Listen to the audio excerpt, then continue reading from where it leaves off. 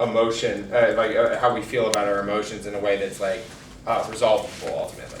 Does that make sense? Or it's not as easy to resolve as we would say something else would be. Okay. So does anyone have any questions about those epistemological theories? Yes. Some people just run like epistemology without like one of these. What do they mean when they do that? They run epistemology like just like they'll be like the meta ethic is epistemology. Okay. First of all, like remember the disclaimer I said at the beginning. Like people, first of all, use the term meta ethic very loosely, and it means a whole lot of things, and everyone just kind of goes willy-nilly on it. But in terms of what they're meaning when they're saying that is like my framework functions through epistemology. I'm studying where the source of our knowledge comes from, right? And so they'll be talking about how my framework, therefore, is going to try to be very rational and deductive in reasoning in terms of like setting everything up. In the same way that everyone's framework is. Everyone's framework seeks to like explain things like that. But an epistemology framework might go further into our understandings of the ways that we learn about what words mean, or like language or things like that. Epistemology is, once again, like super broad. It's even broader than like an ethical standpoint or meta-ethics. Does that make sense? Mm-hmm. Okay. I've seen people try and like mesh rationalism and empiricism together. Can you do that? Absolutely. It depends on the way that you do it, but I mean, Hume did it. Kant certainly did it. A lot of all of this stuff is about it's about understanding a blend of the way that we as humans know things, right? Epistemology, like people don't tend to take super extreme positions. Certainly there are authors out there, and I can give you citations for that. But a lot of authors like will admit that there are multiple different ways that we know things, but they generally come to conclusions that we can only use empiricism to a certain point, and then we have to employ rationalism to further explore that knowledge. Does that make sense? Yeah, that's what I was talking about. Cool. What's up? Where does like existentialism fit into this? Existentialism. All right. Existentialism comes under it's a criticism of rationalism, and so I'll get to existentialism. Absolutely.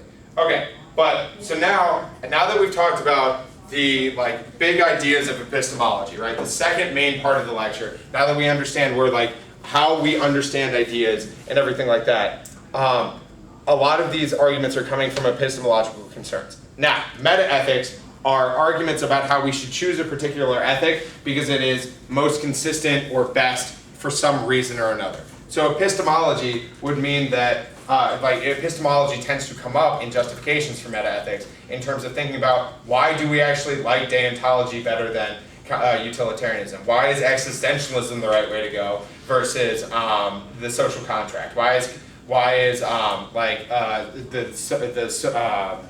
Rawls' veil of ignorance? Why is Rawls' veil of ignorance more important than a rights protection standpoint? Like the way that you debate about these, once again, is meta-ethics. So don't be intimidated by like the word meta-ethics. And if people are just saying meta-ethics a lot, ask them what they mean, right? And be like, you're just saying the word meta-ethics. Jalan Alexander was great at this. I judged him a couple of times right when meta-ethics was becoming a big thing, right? And it was at Harvard, and he was just like, I have meta-ethics, I just don't say the word meta-ethics in my NC. Look, it's right here. I'm justifying my value criterion. I don't understand what you mean. Like, are you trying to say my arguments are not logical? I'm giving warrants, right? Like, if people are like, you're not consistent with the meta-ethic of rationalism, and you're like, yes, I am, right? First of all, that's not a meta-ethic. But, right, do you understand? Like, don't be intimidated by this stuff because you're all in high school and people tend to not understand high things of philosophy a lot of the time sometimes, so like it can get messy, right? So just try to be straight up. So in terms of meta-ethics, has anyone ever heard of contractarianism? Yeah. Okay, all right. That's how you spell it. Sorry, that went up to one. No, whatever. Screw it. So contractarianism. Who can explain to me what contractarianism is? Yeah. It's that our moral rules come with like hypothetical contracts that we make with other people based on our self-interest, right? Like, sure, like exactly. I don't want to be killed, and you don't want to be killed, so we don't kill each other. Right, based on rational self-interest. Contractarianism is the way of determining what our moral ethics are, what ethics we abide by. The way that we come to these ethics are not something that's handed down by God, not something that's existed forever time immemorial, and not something that's true no matter what. Contractarianism holds, and quote this is my definition of it. Moral norms derive their normative force from the idea of contract or mutual agreement. So moral norms derive their normative force from the idea of contract or mutual agreement. Contractarians are thus skeptical of the possibility of grounding morality or political authority in either divine will or some perfectionist ideal of the nature of humanity. Now, the most important thing is, I'm sorry, what was your name? Stephen. Stephen. What Stephen said is very important. The way that we make these contracts is based out of self-interest, right? I make the contract because it would benefit me to not allow anyone to kill. I will give up the ability to kill if like people can't kill me, right? But the important thing is contractarianism is a thought experiment, right? It's just hypothesizing about what rational people, if they were acting in their self-interest, would agree to. Who's heard of a contractarian author? Z. Gautier? Gautier. Gautier is Not the band. French, and therefore his name is very fun to spell. But it's Gauthier. I forget what his first name is. I think it's Jean Paul or something. Okay, so Gautier, David Gautier, sorry. Gautier wrote this great book called Morals by Agreement, and he's very specific about how individuals make their own, they come to these contractarian positions, and they make decisions from them.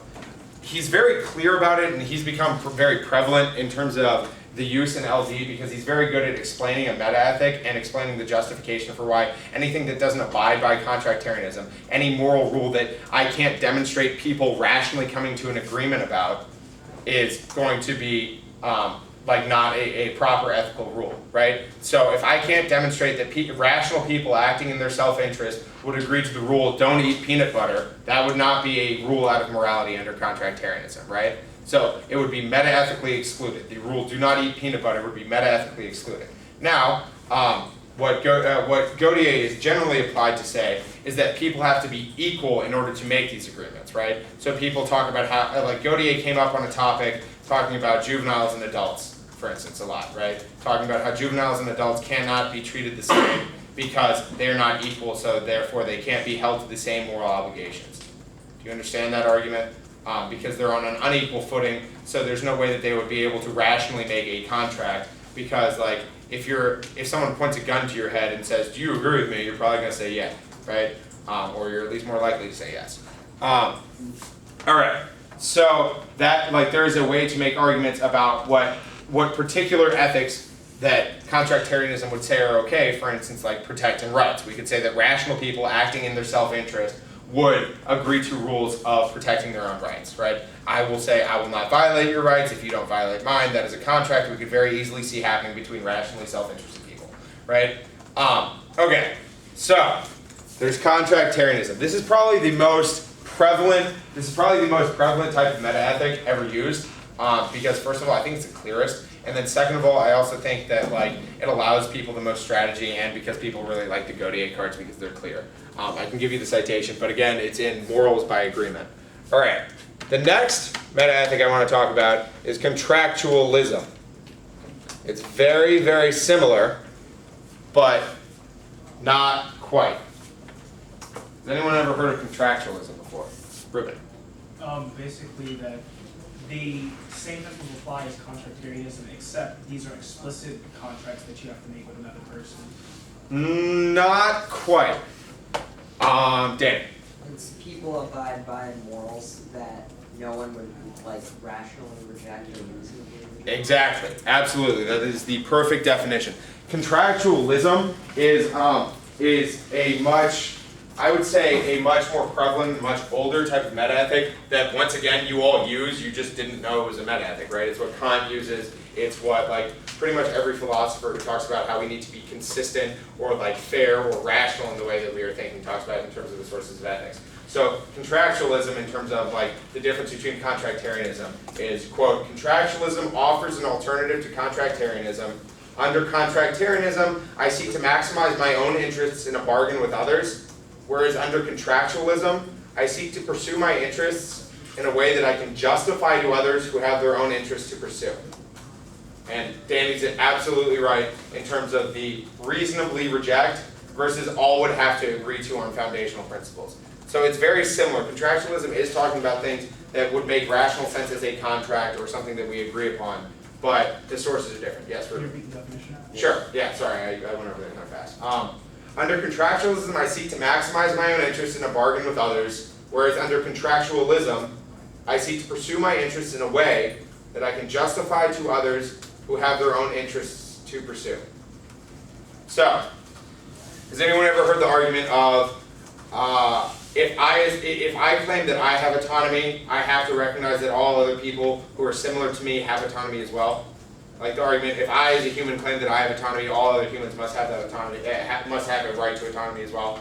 That is a contractualism argument. In order to be logically consistent, if I say, if human, then have rights, I have to apply rights to all people who meet if human. Does that make sense?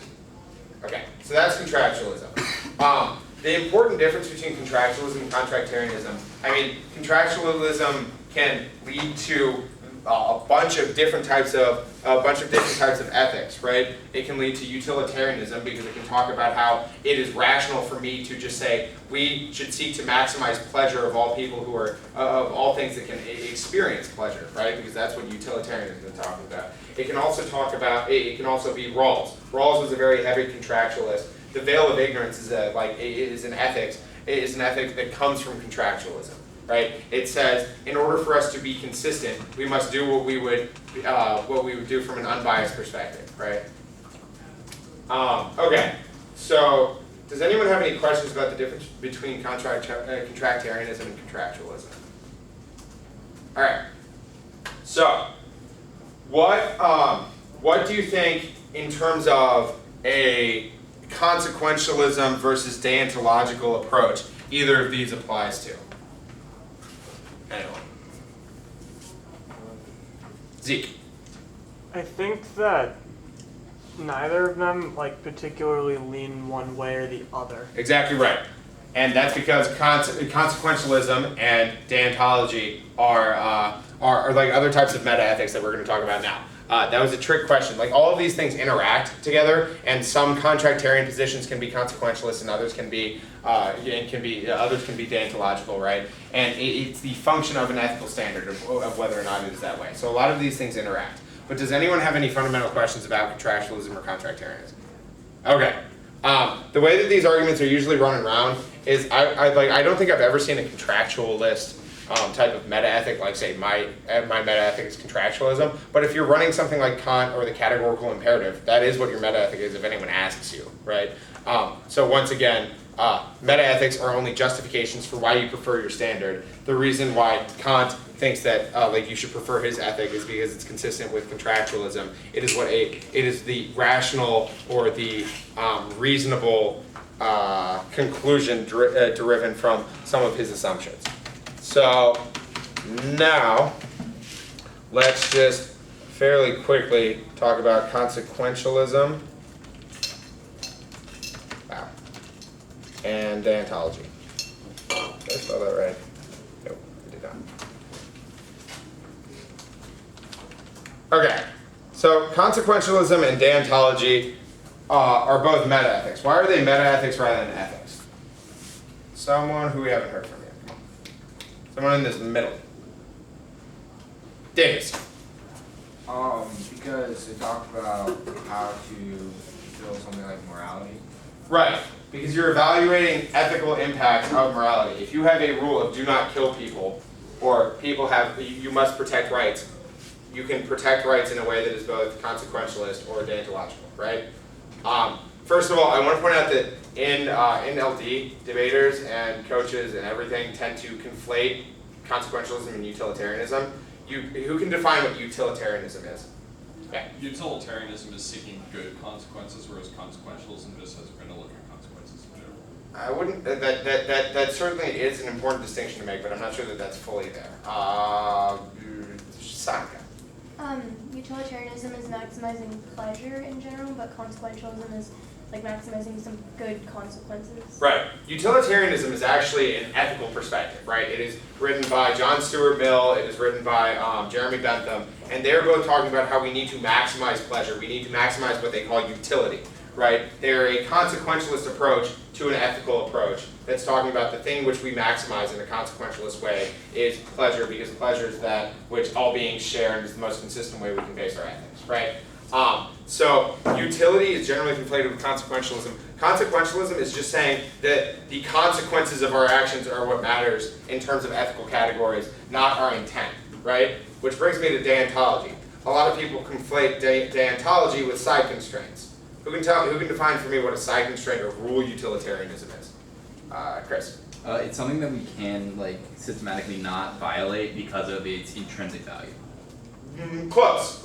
That's actually what a lot of people think rule utilitarianism is talking about, and it's a common conception. But Stephen. Rule utilitarianism is the idea that we don't actually infinitely calculate consequences. We just do general rules. So killing someone is generally bad. So that's a rule utilitarian, right? Close again. Killing bad people would generally lead to good consequences. Well, here, let me say this. Okay, so in terms of utility, you're looking at every individual situation and trying to come up with is this the right thing to do because does it lead to more pleasure or more pain, right? You look at X situation, you look at Y situation. But rule utilitarianism does what, Ruben? We talked about it about an hour ago. Basically, rule utilitarianism sets up a principle that you could logically justify that would create good pleasure or good things at the end. So if I justify helping an old lady cross the street, I can reason that would probably be good because otherwise the lady would probably get run over or something. Right. So let's say that rule consequentialism, let's take a different example.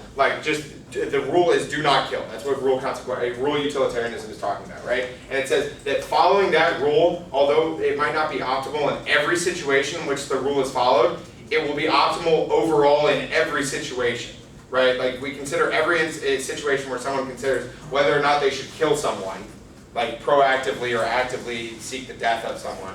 There might be situations like the trolley example, or do you kill one to save more, or things like that, in which a rule might be justified being broken. But generally, rule consequentialism or rule utilitarianism says that following a rule leads to an unbalanced better outcome than not following that rule overall. Does that make sense? Do you guys understand how that is different from danthology, which is literally saying that which is first of all literally looking at our intentions and about what we as humans are intending as a result of our actions, because it's based upon maxims. This is getting into a little bit more of an ethical discussion, so I'm just going to say danthology is talking about our intent. It is talking about the means by which we are acting. It's not talking about how do I do something, what actions am I committing to create an end. It is rather talking about why am I doing something. Am I treating people correctly? Yes? So are side constraints and rule util the ethic for danthology? No. Side constraints and rule utilitarianism fall under consequentialism. Because side constraints are still talking about the ends of your action. If you violate a side constraint such as do not kill someone by killing someone, if someone is killed, that is an end, right? So side constraints evaluate ends. They evaluate the consequences of an action, not the intention of an action, right? Now, if the side constraint said you can never intend to kill someone, that would be danthological, but that's not rule consequentialism. Does that make sense? Okay. Cool. All right. But anyways, so consequentialism and danthology are important. I just wanted to be sure to go over those a little bit because that is what generally happens in a ton of different types of rounds. Okay, so now we're getting to more fun stuff, and by more fun stuff I mean the arguments that debaters like to run when they like to run skepticism. So enjoy, get ready. All right. So there's, first of all, what is called moral realism. Before we can talk about things that don't morally exist, we have to talk about what things do morally exist and what interpretations those are. Because they're skepticism, not Spanish. Okay. So realismo. Yeah. So moral realism. It's basically the idea that holds that there are moral truths that exist, right? Me saying to drink my water and to recycle is a moral thing to do, right? That is a statement that both is true, makes sense, and exists, right? Moral facts can exist. It doesn't necessarily mean that things are those statements are true, but there are moral facts, right? Making claims such as X is moral or that we ought to do Y has meanings and refers to an objective concept or property, i.e. that there is an idea of morality. You can still say every action we take is immoral. It just believes that morality actually exists and has meaning. It has some sort of content. It doesn't necessitate that everything links to that content. So there can be skepticism arguments or just arguments that are just talking about statism or things like that that might reject the fact that the state can never do something that's just, but that doesn't mean that, that we're rejecting the fact that justice exists as an ideal. Does that make sense? Who can tell me what statism means? Dan. Like distrust in the state, the state's bad. Right. Basically a critique of the state, talking about how the state's bad.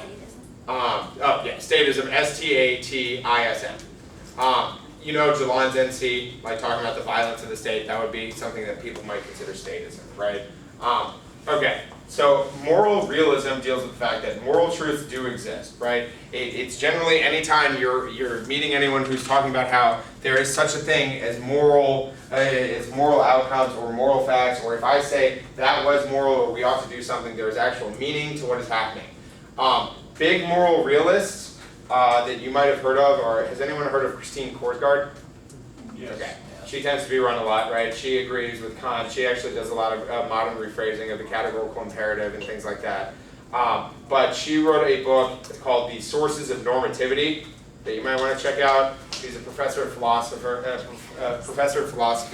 at Harvard. She actually friends a ton of debaters on Facebook, so feel free to look that one up. But She like cruises status She might once. reject some people, oh, really? especially if you mention like that she got added by her. She typically Oh. for you. Okay, fair enough. Whatever. She's an interesting person. She one of my debaters, right when everyone found out that she was on Facebook, started messaging her a lot. So that might have been problematic. Don't harass people. All right, that's mean green motto number one. Well, number two. First ones don't die. Second of all, don't harass people. Okay, so sorry. All right, next is noncognitivism, and I'll write it up on the board in a second, but let me give you the definition first. Noncognitivism. Noncognitivism disagrees with moral realism and says that, quote, there is no meaning to ethical statements as they do not express propositions and therefore cannot be right or wrong. Noncognitivism is the idea under metaethics or a metaethical perspective that nothing is ethical. Yeah. Repeat that definition. Sure. One second. Let me write it up first. Non-cognitivism. Non-cognitivism. It is the belief that there is no meaning to ethical statements as they do not express propositions. There's no meaning to ethical statements as they do not express propositions and therefore cannot be right or wrong. Alright, so moral realism says that moral facts exist. It is true, it is possible for me to have a meaningful statement that says X is moral or we ought to do Y. Non-cognitivism says that when I say X is moral or recycling is moral, I'm actually saying something as meaningful as recycling is biblical, right? Or anything like that. Non-cognitivism believes that we can't know metaphysical realities, or it might make the argument that we can't know about morality, or ethical statements are just meaningless because there is no such thing as ethics. Who can define what metaphysics is for me? That's going to get real important about half a second. Well, there's physics. What's physics? Blowing stuff up in science class, right? Yeah, okay. But no, more importantly, metaphysics is talking about things that exist outside of the physical world, right? So I am a physical object. This is a physical podium. This is a physical computer. Metaphysical things are that which exists or people claim to exist, but we can't touch. They exist outside of the physical realm. So if you think about ideas, you can never touch an idea, but we say that ideas certainly exist, right? Or can be argued to exist, right? Maybe we're all just in the Matrix or something, or we're just a dream that we're all sentient. I don't even know if you're all here. Solipsism, it's a lot of fun. Anyways, so non-cognitivism holds that these metaphysical concepts such as justice, morality, all of that have no ascertainable meaning. They're inaccessible, they are useless, and things like that. So we can kind of understand how non-cognitivism would approach a skeptical argument, right? Does this make sense? Yes. What's the warrant for non-cognitivism? Why can't we use it? They tend to vary, but that's actually a good question. That's the next thing I was going into. It tends to come from an epistemological standpoint, right? It talks about epistemology, and so which epistemological theory do you think might be most consistent with non-cognitivism? Zeke? Rationalism. Rationalism. Why do you think rationalism is? because it like draws on reasons and it says there's no meaning to ethical statements because they don't express propositions, so it's using like a logical chain of thought. Right. So there's no one that writes down, I mean, discounting what the Bible says about the Ten Commandments and everything like that. There's no one that comes down and writes down what the ethical rules are, right? I don't wake up in the morning and have a text message, you shall not do this, right? There's no one who makes these propositions. They're not handed down from on high, right? So that can be a rationalist argument. Who can make an argument for why epistemologically we should uphold noncognitivism from one of the other two schools? I'll give you a hint. It's not emotivism. Right. PJ. Well, you can say empiricism because these ideas don't actually exist and you can't physically Right. experience We them. can't experience them, right? We can only have knowledge of things we can experience. I don't even know that ideas such as good, right, and wrong exist, right? In some ways, Nietzsche was a non-cognitivist, right? He said that there is no way that we can know things outside of what we experience. In some ways, Nietzsche was an empiricist. Like, the first thing that's important to realize is when authors are talking about philosophical concepts, they are remarkably scatterbrained. Right? They're remarkably inconsistent. They're just kind of like, this is what I believe, and I'm going to talk about what I believe for a while, right? And then they kind of get sorted into these theories, but it's not so much an author is this type of theorist, but rather this argument by this author is a theorist, right? Is this type of theory, right? So non-cognitivism functions under a lot of epistemological empiricism because it talks about how we can't verify that these moral facts exist. We can never experience the good. We can never experience the right. We're only making up these factors in order to have power relations or maximize the violence of law or manipulate people or things like that. It can be from that end of the spectrum to life is meaningless. We just kind of are random here and stuff like that. Does that make sense? Okay. Does anyone have any other questions about non-cognitivism? Yes. I assume there's a cognitivism. Yes. That is not the next one, but the one after the next one. We didn't plan that one. What's up? I said you didn't plan that. We just But it's important I go through the next one before cognitivism. All right. Next one is error theory. What? Error. Error theory, Oh. like a baseball error, like the pitcher messed up, right? Okay.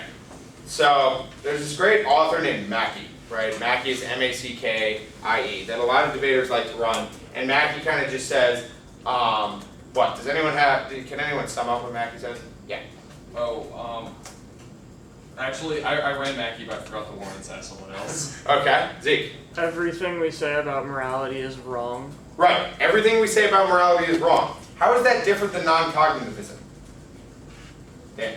Like non-cognitivism just says it doesn't make sense, but this says like it's actually wrong. Right. So what does it presume? It presumes that moral facts can, in fact, exist, but what we know about them is wrong.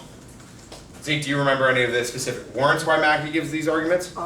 There are two. Okay. I can't remember the first one, but I remember the argument from queerness is we all have different opinions of what morality is, so we can never come to a conclusion on what it definitively is. Right. It's kind of like moral relativism. Sure. It's similar to moral relativism. Very good. That's a good summary.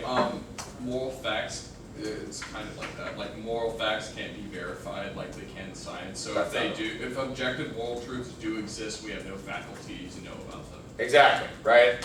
There's no way for us to definitively say that something is moral, something is not moral. We don't have the capacity to do it. I am not God, I did not invent right and wrong, or something like that. There's just no way. Let me give you this quote from a Mackey article. So just you don't type this word for word, because first of all, it's going to be in the bibliography I give you, and second of all, you're going to get more out of this experience if you just listen to it and think about it, right?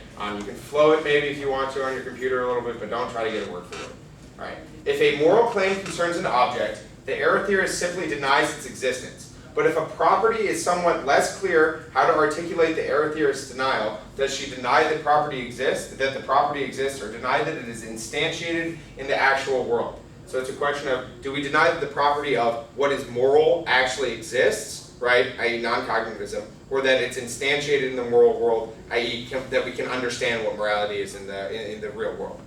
Do you understand it so far, what that question's getting at? All right. It is a task for metaphysicians to decide the best way that we should speak of the status of the property, i.e., like being moral, right? They use being phlogiston to like kind of use that, but being a verbal word, right?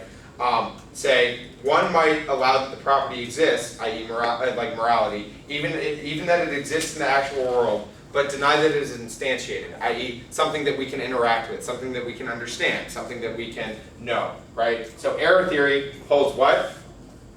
You can never understand morality, but Okay. it does exist. Right, exactly. The moral error theorist thinks that moral utterances are typically assertions, i.e., the error theorist is a cognitivist, which we're going to get to in a second, but that they are systematically untrue since there are no moral properties to make them true, right? We do not have any way to understand morality, right? Like I can say that this is wood or that this is a desk because it has the properties of a desk and a property of wood, right? I can understand that. I have the faculties to understand that. That is the argument that Mackey is making when he's talking about how we just don't have, there's no part of our brain that's like, oh, morality, that's what this is. Like Morse code going straight in and telling us, right? So that's what error theory is. Does everyone kind of understand that? All right, so now we've been through two types of skepticism arguments. First of all, non-cognitivism, and second of all, error theory, right? So, the difference between them being what? Dave, Chris, sorry. Yeah, non-cognitivism says that we can't understand, or that like we can't ascribe meaning to moral statements because we don't, or they don't express propositions. And error theory asserts that morality does in fact exist, but the way we currently conceive it is incorrect. Right. Okay, cool, very good. Does anyone have any questions about the distinction between those two? Okay. As a method of beating back error theory and non-cognitivism, there's cognitivism, right? Cognitivism was not a school of thought before non-cognitivism was, which is odd because non-cognitivism is named after the thing which came after it. So, imagine that, right? It's like if the anti-federalists came about before the federalists did. Alright, so cognitivism is the denial of non-cognitivism. Thus, it holds that moral statements do express beliefs and that they are apt for truth and falsity. But cognitivism need not be a species of realism, since a cognitivist can be an error theorist and think all moral statements are false. Still, moral realists are cognitivists insofar as they think moral statements are apt for truth and falsity and that many of them are in fact true. Does that make sense? One more time? Yeah. Yeah, I mean, this is all going to be written down, the stuff that I email to all of you. Okay. Or that you email me and I distribute to all of you. Yeah, I can write that out. But, okay, so cognitivism is making the arguments that like truth and falsity does exist, right? My email address is this. You can write that down. It's just my first initial, last name at gmail.com. Alright, but, so, just wait to email me until the end of the lecture, and I'll remind you to do it before you close up your computers. But under cognitivism is where we can start to find the first answers to skepticism, or different types of answers to skepticism. And the reason it's important to start at these different types of theories is because it's talking about the source of our moral knowledge. These are all meta-ethical theories in the sense that it's a question of what's going on with the ethical debate, right? You have to, if someone is going to make a skepticism argument, you have to isolate what type of skepticism argument it is, right? If someone is saying that, if someone is running the Nietzschean position that there is the Nietzschean position of the will to power, like there is no such thing as morality, it is only an expression of people, of like dominant ideologies that have existed forever, right? What do we think, like can everyone venture a guess as to which theory, or what part, like which theory that might be a part of? Error theory? Why would it be a part of error theory? Because it's saying like the moral theory is wrong. Okay, cool. The moral theory is wrong. Do you think that Nietzsche might be saying that like the moral theory could possibly exist, we just don't know it? No. No, not really. But on the other hand, so like I mean maybe it's not error theory, maybe it is. But hold on. Nietzsche might deny facts such as morality and stuff like that, but does anyone know what the eternal recurrence is? Or the Übermensch? The Overman? Yeah. Right? What does Nietzsche have to say about the Overman, or eternal recurrence, Zeke? He says that all people want to act on like the will to power. They want to reach like the highest state of their own excellence. Mm-hmm. So that is what they are obligated to do. Right. Well, I mean, what are... That's close. That's certainly getting there. The highest state of their own excellence. in terms of what Nietzsche's thought is, right, in terms of classifying what he's saying, and these are like, this is like how you should try to start to think about philosophers that you might read, like what do they have to say about these different issues, or when you hear a skepticism position, try to classify it in terms of this stuff, because in part 2 of the lecture, the way you respond to non-cognitivism is very different than the way you respond to error theory, right? But like in terms of what Nietzsche says, he believes that people who talk about, who are constantly living for loftier ideals, like to uphold patriotism, to uphold morality, anything like that, are leading a false life. And he refuses to tell you what a correct life is. There is no ideal that you should ever strive for, because Nietzsche just believes that all ideals are silly. He doesn't think that they're real. He doesn't think that there's any justification. People might say he's a nihilist. I don't believe he's a nihilist, but there's an argument to be made for it.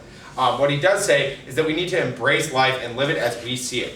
So we don't allow anyone to define what excellence is outside of what we do. If you ever read the book Thus Spoke Zarathustra, it's written by Nietzsche, but it's a story. It's not like a philosophical treatise, and it's about the Overman and how the Overman comes into like comes into some like village in, I think it's in Germany or something. I don't know. I haven't read it in a while. But basically, and like how he embraces life and he just does whatever he wants, right? And he's like, I want to go camping now, or something like that, right? But the Overman is the person who perfectly embraces the will to power and understands that ideas have no power over us that we don't give to them, right? That the idea of morality only exists because a long time ago we like started thinking that ideas of morality started to exist. That ideas that the only reason we use logic is because logic was at battle with something with some other way of knowing things or exploring things, and logic somehow won out as a dominant idea. It's something which just kind of pervades the way that we think about things. Because I mean, try to think about not using logic, right? You can't really, right? Like I mean, what is a non-logical argument? Bananas, right? Or a squirrel. If you like but anyways, so what Nietzsche is saying is that the way that human existence has worked is like society and like interaction and everything like that there's something called the will to power, where ideas, in the same way as people fighting with clubs for supremacy, ideas fight for power too. And the will to power is the will of these ideas, these ideologies, and everything like that to achieve supremacy. So, but getting back to the question of error theory, cognitivism, non-cognitivism, contractarianism, contractualism, things like that, what do you think that Nietzsche is talking about in terms of like non-cognitivism or error theory? What might an argument be that he is still an error theorist even though he doesn't believe that moral facts exist? Anyone? All right, that might have been a complicated question. All right, let me explain. So, in terms of when he's saying that there is a way to live, right? But he is not going to say what that means outside of an individual perspective. Yeah. He's a subjectivist. Right? He believes we should all make our own ideas and just govern ourselves by those. Sure. Yeah, definitely. But I mean, he also thinks that people shouldn't embrace the power of ideas, so we should be free from it. But sure. Like I mean, that subjectivism gets very close. So that like he should basically be like an egoist. An egoist, yes. An egoist in the sense of, I do what I want, whatever, I do what I want, right? Does anyone watch South Park now? Okay. Cartman is one of the greatest characters in the history of the world, and once you turn 18, you should start watching that, because then you're old enough. But now all of you are going to South Park websites. All right, so getting away from Nietzsche, there's one last kind of theory that I want to talk about that some debaters started running, and it's kind of an interesting way of thinking about things, but once again, it's just kind of a question of, are these arguments really necessary? And this kind of leads us into the discussion with the question I want to pose before we go into how to answer metaethics, how to answer things like skepticism that go under these theories. Because there are two very different types of debates. Like, because you can answer skepticism in very traditional ways in debate, right? I mean, you can answer skepticism not even using metaethics. You can use theory, which is actually a pretty good idea sometimes. But I know I never ran theory in high school, and I wish it still wasn't run, but it happens. But like using metaethics can be an effective way to do that, and we'll go over that tomorrow. Or not, well, whenever the second elective is. I'm not sure what the scheduling on the electives is yet. But so the last question is, or the last type of theory I want to talk about is best hypothesis. The best hypothesis approach to finding a solution, also known as Occam's razor. How do you spell Occam? Is it O-C-C-A-M? Yeah. All right. What is Occam's razor? The simplest solution is usually the best. Right. The simplest solution is usually the best, right? So this has been used as just kind of a prefer my arguments because they fall under what's called the best hypothesis. And the card, it was being run by some Green Hill debaters, like I can find the citations for the cards and everything.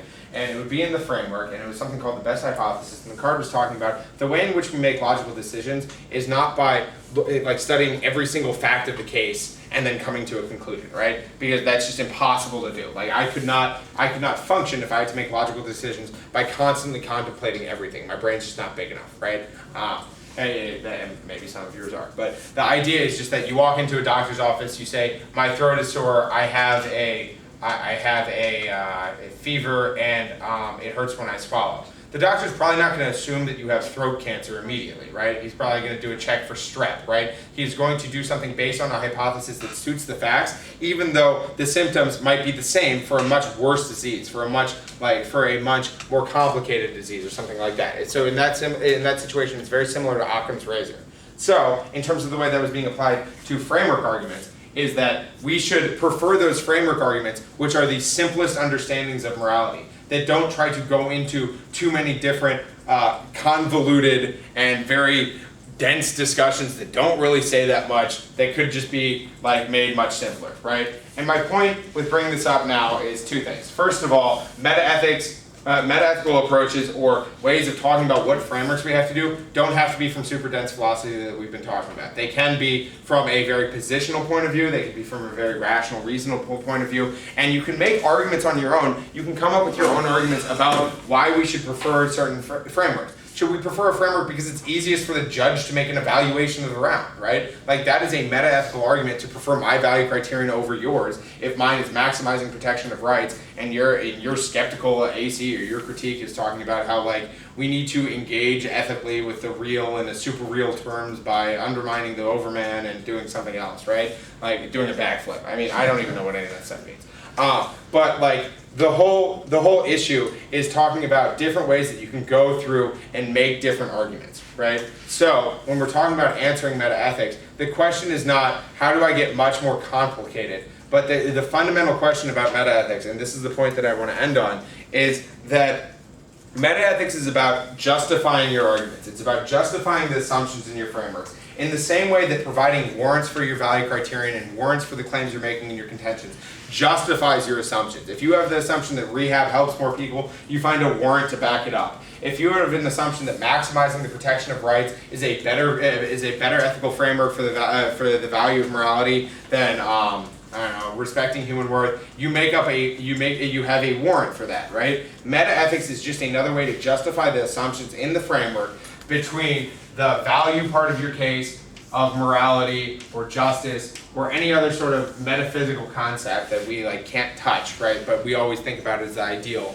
Meta-ethics is about the step between the value criterion and the value. It's what happens here. You all already do this, so don't be discouraged by it. You all already engage in the philosophical ideas of thinking about what does it mean to be moral, right? Is something that's moral something that should be the result of a contract? Is it something that should be the result of a rational extension of the way that we have expectations? Is it something that should be the result of rejecting ethics that we find emotionally and like just deplorable? Like if something allows for the Holocaust to happen, is that something that we should never allow to be an ethic, right? If like for instance, going back to the round that I referenced about the TOC quarters, if an ethic justifies some atrocious being, there is a meta-ethic that says that ethic should be rejected. Right? It is all about coming up with different arguments here. And just because people are like, I have Gautier who talks about how contractualism is the best meta-ethic, right? Don't be intimidated by the fact that people use big words with convoluted and interesting spellings to like express very simple ideas about why their value criterion is better. A meta-ethic is the same thing. In debate, no matter whether it's a plan, a critique, it's an off case, it's skepticism, or it's just like a very traditional case that wins a lot more rounds than any of those arguments anyway, on general, right? An argument is an argument. It has to have a claim, a warrant, and an impact. If you're choosing one thing, have a reason to prefer it, have a reason why that warrant is there, justify your assumptions. That's what meta-ethics is. That's the way we're going to talk about justifying your assumptions and making arguments about reasons to prefer between different meta-ethics, reasons to prefer your value criteria, and ways to answer like things like contractarianism, ways to answer contractualism, and ways to go into some of these more weird, skeptical meta-ethics next time in part 2. Is that good? Does anyone have any final questions?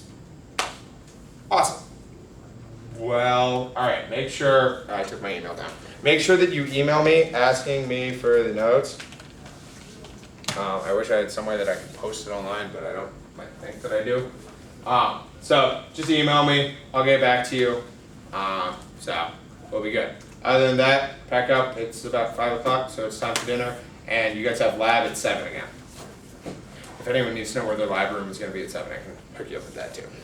Cool. Are we in the same place we were just at? I think so. Cool. Should be in 205.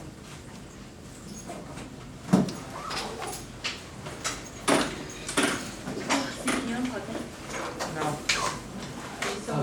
All of them. You don't have to unplug me, I can do it myself. You just gotta figure out which Zeke, you one have is to I mine. think I Mine is actually did roommates. just, oh, no. You gotta figure out I know which you one is sleep. mine so you don't unplug it. Well, yours is the only one that isn't a Mac charger. Oh, Because because you're, you live in rich white you haven't been real debate. enlightened yet. Well, because I like having a PC that works. I like asserting things. How about you? You like what? I'm operating on like a lot or a little bit of sleep, and so I think my arguments are funny. Pretty much. I usually make RAs do Everyone it, else but